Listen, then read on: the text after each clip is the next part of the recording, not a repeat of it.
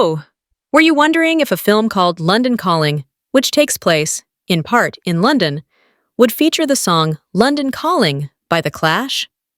It does. Twice.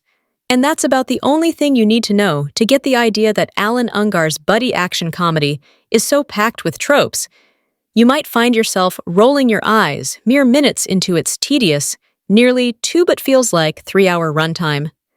After 2022's Bandit, Ungar here has teamed up again with Josh Duhamel, whose real-life past as a model is about the only thing here masquerading as a character trait. The plot is somehow both contrived and mind-numbingly simple.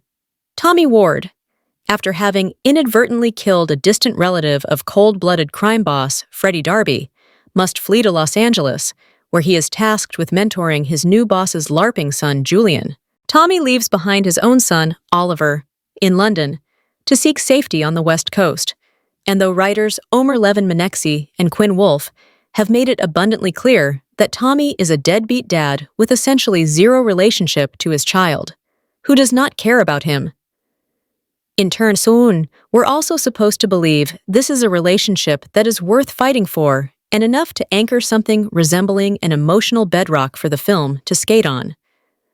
In LA, Tommy works for Jewish crime boss Benson, who is exceedingly abusive towards his 18-year-old son Julian, who seems unaffected by his father's endless barbs.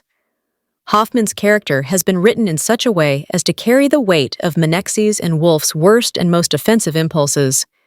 He harps on Julian becoming a man repeatedly, and more than once implies that his son's predilection for the wholesome activity of LARPing belies a latent homosexuality. He worries his son will become a pansy, or a poof, which is the kind of lightly coded homophobia one would assume had died in the 1990s.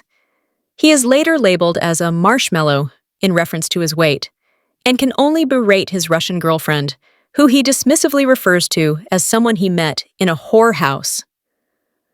Of course, we are supposed to see Benson as an unfeeling maniac, but it's clear the filmmakers kind of agree with Benson's view of his child as a soft, worthless nothing burger, and at the very least want us to find his despicable nature funny.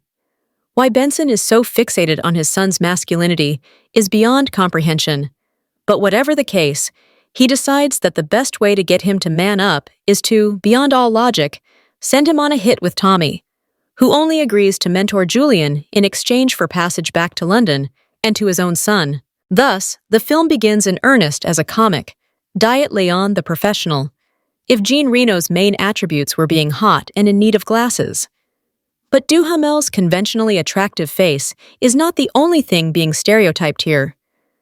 Julian is an overweight nerd who cosplays and doesn't know how to speak to girls. A fellow LARPer needs an inhaler. The Jewish crime boss is quick to accept a bribe, but is stingy in handing out extra cash. Less offensive but still silly is the British penchant for finely tailored suits. I'm supposed to find all of this stuff kooky and off the wall, or so the film's hokey score wants me to believe. But the thing is that nearly nothing here is all that funny, and very little of the action is tangibly interesting. It's very difficult to see what's wrong with Julian, whose biggest flaw seems to be that he's really sweet and caring. But I'm also clearly supposed to see him as an oafish weakling.